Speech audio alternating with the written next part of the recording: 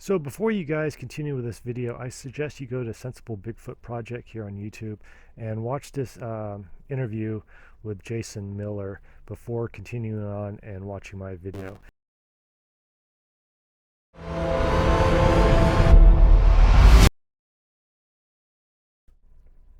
So I met Jason Miller somewhere around the fall of 2013, I believe. He contacted me, said he had a Sasquatch sighting. I met up with him at the Acorn Saloon, just a bar here in town. We had a couple drinks and he shared his story with me. And after that, we corresponded back and forth for a little while until we had a falling out and found out that he was, talking smack and passing off some of my photographs as his own findings. So I cut him off and just moved on with my life. Um, a couple years ago, it was brought back to my attention that he was still pushing these photographs, and bragging about them. And at that time, I was just like, you know what? I don't care. I'm not into all the Bigfoot drama. So I turned the other cheek and just, did my own thing. But the other day, this YouTube interview came up and I watched it. And now I can't remain silent anymore because this has gone way too far. And he's trying to get attention and stuff all based on a lie. So let's get into it, shall we? So I am not going to play the whole interview from this. I'm just going to play parts of it. If you want to see the whole interview, please go check out Sensible Bigfoot Project on YouTube and watch the whole interview. But let's get into it. 2014, and how did you even find yourself up in that area? Well, back in 2013, I had a face-to-face Class A encounter with my daughter, and it started me on this path to where I've become pretty good at what I'm doing in my area only I'm talking about. So right after I had my Class A encounter, I started a local Facebook page in my area only, just for like a little safe zone for people to contact me, share their stories, etc. And early 2014, early in spring, we had a very heavy winter that year. So in spring, around March of 2014, we had a really warm front come through. Well, mid 30s, and the snow started to melt off pretty quick. And I'm sitting at home one day and I get a private message on Messenger through my Facebook page from a person that I don't know his name. And basically he said, you need to come out to this particular lake. I want you to come out and check out something I found. And I'm typing back to him, explain to me. And he was not relaying the information that I was requesting. He was very vague and was adamant. Please come out. Here's where I want you to come park. And I want you to go to this lake called McDowell Lake. Now, McDowell Lake is on the Ponderay Wildlife Refuge, and it is closed during the winter to all but human activity via your feet. Cross-country skiing, snowshoeing, or just walking in. That's the only access that you can, maybe some horses every once in a while, but if you got to get back in there, you got to pump it in. So to get into the Ponderay Wildlife Refuge during the winter is not that rough. The main roads of the area are plowed throughout the winter. I used to drive a 95 Mustang at the time, and I would drive out there all the time and park at the gate and walk into McDowell Lake. Now, it is about a 2 mile hike, but it's very, very easy. It's a flat road straight there. You don't even need snowshoes. Um, it's it's an easy hike. Mike, he's not telling me why. I just didn't feel right, but something told me to go out there. So my gut finally just said, "Hey, this guy's pressing me pretty hard. Let me just go out and take a peek." I've been out there many times before. Now, during the summer, the wildlife refuge is open to the public, and there is a touring road that people from all around will drive. You can drive the nicest cars on these particular roads, but during the winter, again, they're closed. The gates are closed. So the walk into McDowell Lake is from the gate where he parked his rig to the actual lake, is 2.3 miles. Now that might not seem that far, but when you're walking in 10, 12 feet of snow, slushy snow, it's a walk. Okay, so he is extremely exaggerating the conditions of this area, especially in the wintertime. Now, the average height of elevation for this lake is only 2,300 feet. Okay, um, it's low. You're not going to get that much snow. Now, the average snowfall for the area is like the biggest time is December, and that's 9.5 inches deep. Okay, none of this 10, 12 feet of snow. Okay, now the Ponderay Wildlife Refuge is famous for being in a low elevation area because all the deer and elk, there are multiple areas where they migrate in during the wintertime during this time. So the whole park is filled with these animals because it's warmer, less snow, and more vegetation for them. So I start coming in, and here's a picture of it during the summer. And then up at the top corner, there's the main trail coming in. And it leads down to the water. There's a little gravel boat launch. The path makes a curve. And at the top of the lake there, that's an earthen dam. So what they did is they dammed up a little creek to create this man-made lake called McDowell Lake. So it's not natural.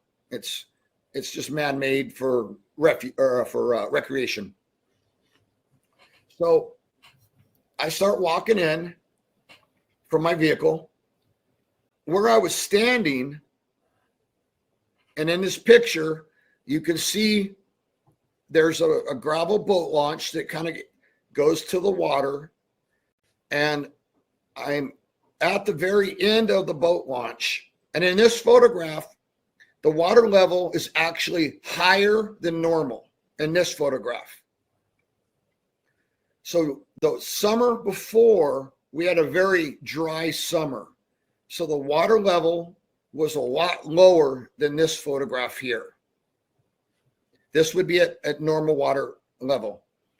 But I'm standing at the boat launch, the gravel dirt boat launch, and I can see where this guy had stopped in his skis, where he had taken off his skis and he had walked maybe a few paces closer to the edge of the shoreline. Now, when I say where he stopped at was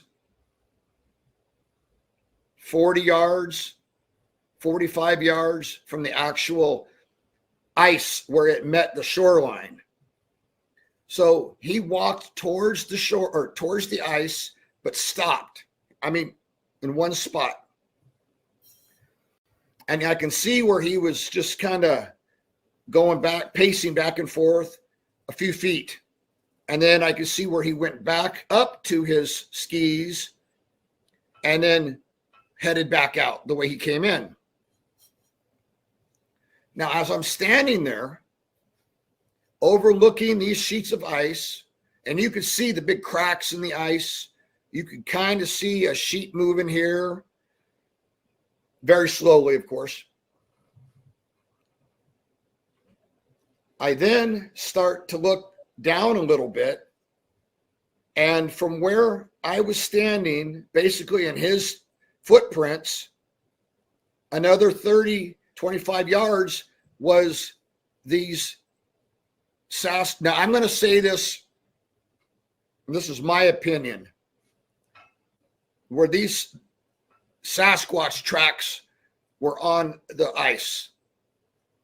So this here is a view from the shoreline heading out onto this giant sheet of ice, one of the pieces of the ice that was on the lake. So the dollar bill represents one track, and there's another track. What it did was it walked out onto the ice sheet, turned around, walked back to the shoreline itself. For some reason, I think it was going to take a shortcut. That there is the very first track that I could see from the actual shoreline where the gentleman had stopped. Now, I want you guys to take a really good look at this picture, because it's going to be a key feature coming up here soon. Now, I walked out onto the ice because I know I've been to this lake before. If I was to break through the ice right here, I'd be maybe knee deep. So I wasn't worried about falling through the ice or etc. Even though the weight of this being didn't break through the ice, it clearly walked out onto the ice sheet, turned around, and came back. Once it came back to the shoreline, it then headed a particular direction. Before I followed the tracks, the first thing I thought was okay, excellent picture. So in this photograph, you have the blue arrow, that's the boat launch. The dot is where I was standing, and the yellow non-dotted line is where it walked out on the ice, turned around, and came back. Okay, so I'm going to stop it right here. Now, he's describing this boat launch right here, right? Now, this is supposed to be back in 2014. Now, back in 2014, there was no gravel boat launch there. Now, the Ponderay Wildlife Refuge received a government grant in 2020 to refurbish the area of this refuge. So construction actually started in 2021 and ended somewhere in 2022.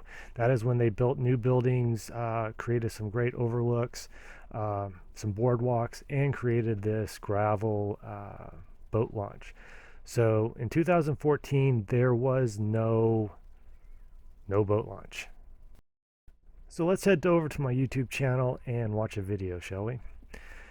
Now you can see here that this video, Bigfoot Tracks Found on Hike, was published on January 19th, 2014. All right, it had a little over 5,000 views at the time. So let's take a look at it, shall we?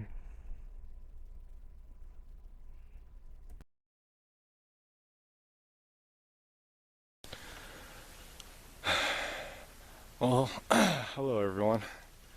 I'm back in the Ponderay Wildlife Refuge, and I'm at River Camp. It took me about 45 minutes to hike in here, and this is in an area that I found a few tracks in back in the spring of 2013.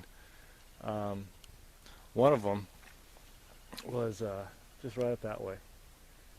Crossing a road, 15-incher, and then the other ones were that way. towards Lake McDowell. That's where I'm at right now. And thought I'd come out here and see what it looks like in the wintertime. It's actually really nice out here. Pretty quiet, except for my walking in the snow. Saw a lot of deer so far. Signs of elk, but I haven't seen any of those yet. But I'm going to venture out towards the lake and see what I can find.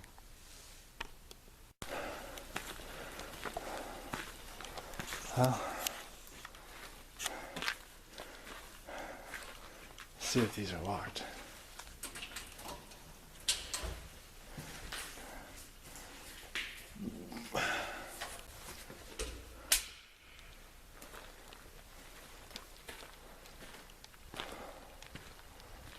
Well, here's Lake McDowell. Looks like it's completely frozen.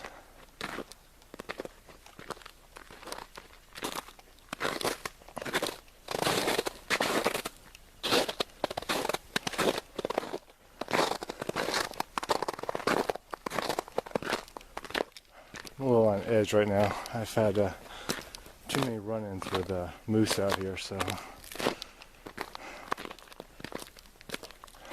trying to pay a little closer attention to what could be out here.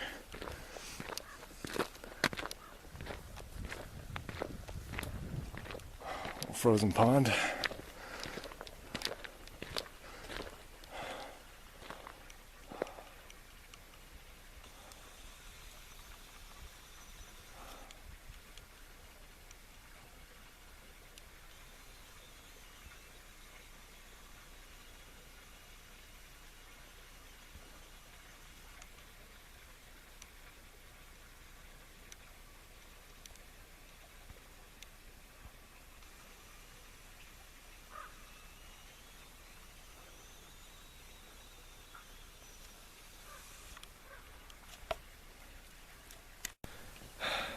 Hey everyone, I'm out here at Lake McDowell in the Ponderay Wildlife Refuge, and I was just scouting around and I found something.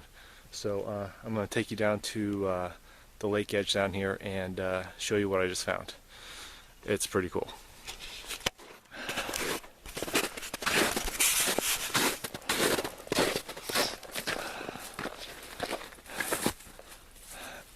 I've seen a lot of deer and elk and some moose tracks down here, and I came across this. Hope you can see it. Those sure do look like toes to me.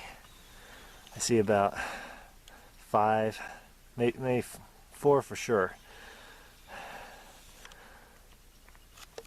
It's about 5 inches wide, and if that is a big toe to the heel, it's about 13.5 inches.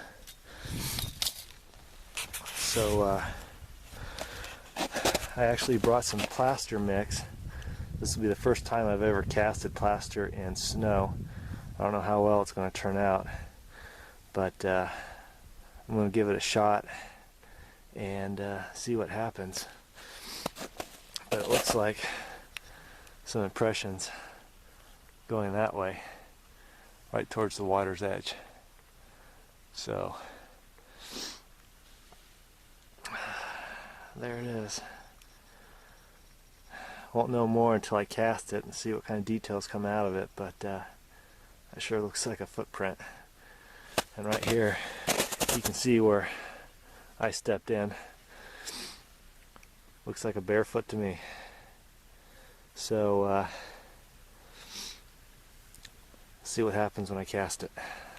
I have no idea how long it's going to take to dry and harden up, but I'm going to give it a shot. I have 5 days off of work, so I can be out here for a while. So let's get it cast. Well, letting this bad boy dry and freeze right here. I'll just show you the lake. Oh.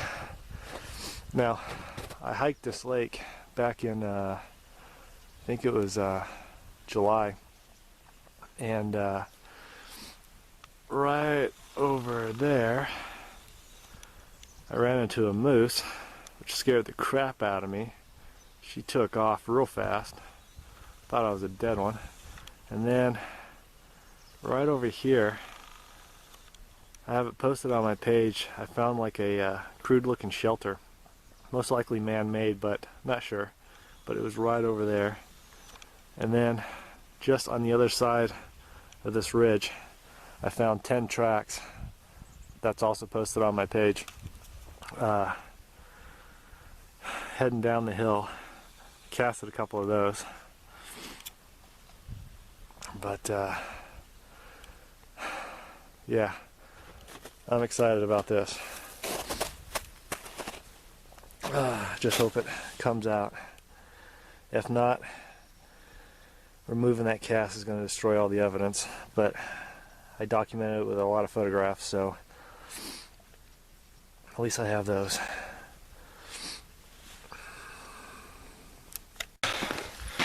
Well, I'm heading out. It's getting dark and temperature's dropping. I got about a mile to go to get back to my rig. So the cast did not take. It just pretty much just dissolved in the snow. And so I'm kind of bummed out about that. But at least I got a lot of photographs, got it measured. So at least I have that. But I am disappointed about the cast. But I'm heading out of here. So I'll post these as soon as I get home. So everyone have a good one. Later.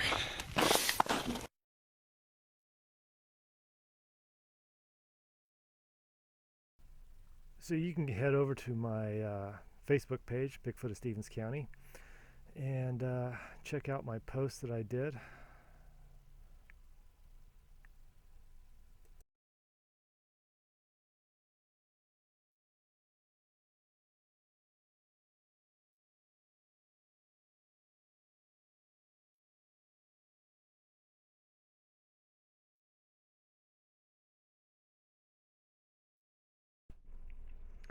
So you can see I posted the photos of the tracks.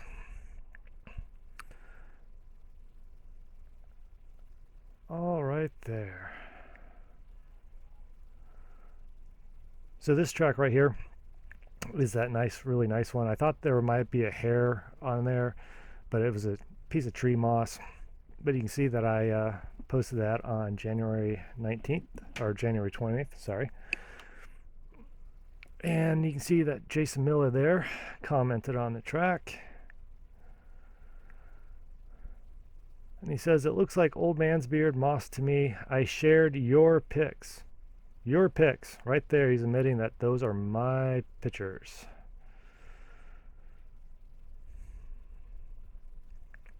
And then right here is one of the tracks that was out towards, more towards the middle of the lake, where something had stepped through as it walked out across the lake. And these are the pictures that I took. It was on January 19th, 2014. Today was a good day for a hike. I was excited. So here are the pictures.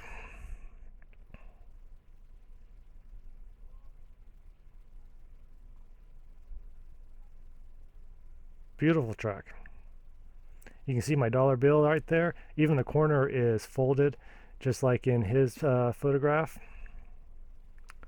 There's the same picture that he tried to pass off. Dollar bill still folded there.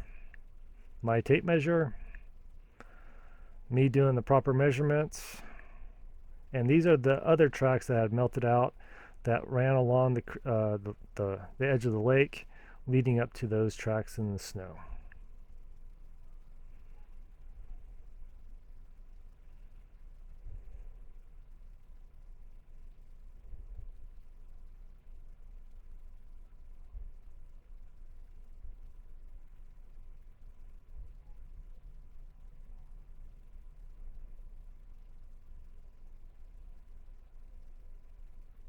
Now, the reason these tracks are more melted out and that other one was not was because the sun was hitting all this stuff, so it was more exposed.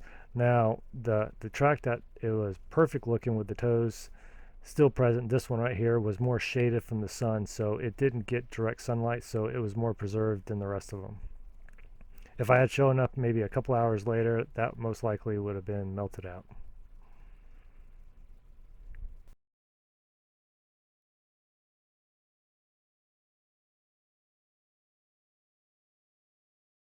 Storm that blew through, dumped a couple inches of snow. After the storm passed, I hiked back out there with a bag full of apples and oranges and stuff like that.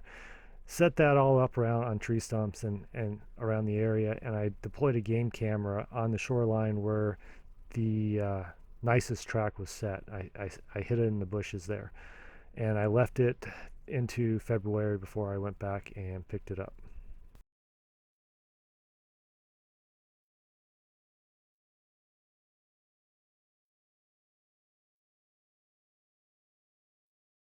So a buddy and I went back out there and to get my cameras in February. We did find a handprint. I can get into that another time.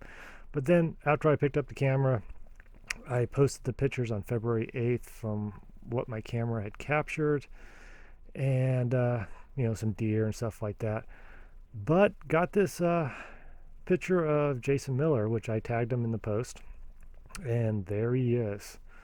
It's on January 27th, 2014, 8 days after I found the original track. So this is the only time he came out on my game camera. You can see the apple on the tree stump right there. So when he said that he spent the whole day out there hiking around, exploring all this stuff, well, not exactly true. I asked him if by any chance he touched one of the buildings, left a handprint. He said no, and he never checked around the bathroom. So he said he explored the whole area in March, but here it shows that he didn't even check everything. Also, the funny thing about this picture is it's actually the same picture that they use as the thumbnail for this video that they did where Jason's talking about it. So this is 3 pictures that they stole from me to promote this made-up story. So let's take their map and blow it up, shall we? Alright, so this is what he claims was the trackway, but in reality, this is the real trackway.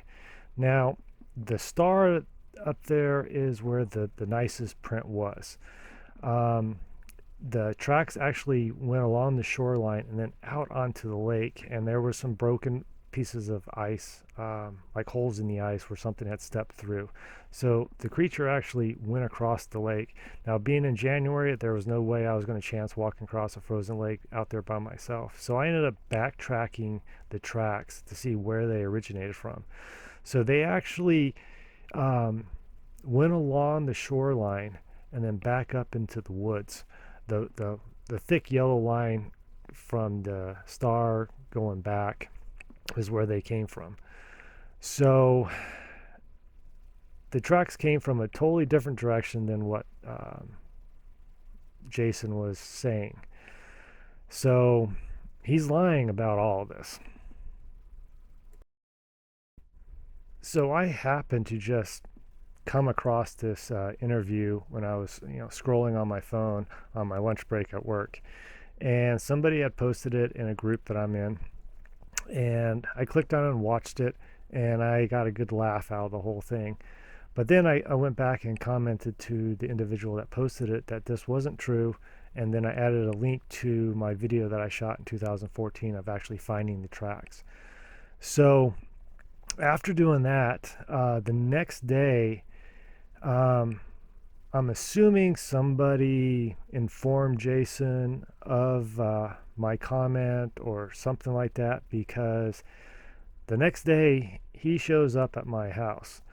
I wasn't there, but he came up and knocked on my door. My door cam captured all of this, and he left a note on the side of my door, and then he left. Then he came back like 15, 20 minutes, afterwards, Call me. and knocked on my door again, and then leaned into the camera telling me to call him. So obviously, he's concerned that I might actually make a video like this, I'm assuming. And he's right. He should be concerned because I am making a video of all this. So here's the note he left at my door. And I'm going to send this message directly to Jason if he's watching this video. We will never be on the same page. Ever. You lie, I don't. So don't come around here ever again. And don't even try to contact me, because you're done, dude. Now, I've also have looked into legal actions. Now, I do have the right to sue because they use my photographs in a false narrative, and I have the copyrights to those pictures, and they did not have my permission to share those at all. So I am actually looking into that a little bit more.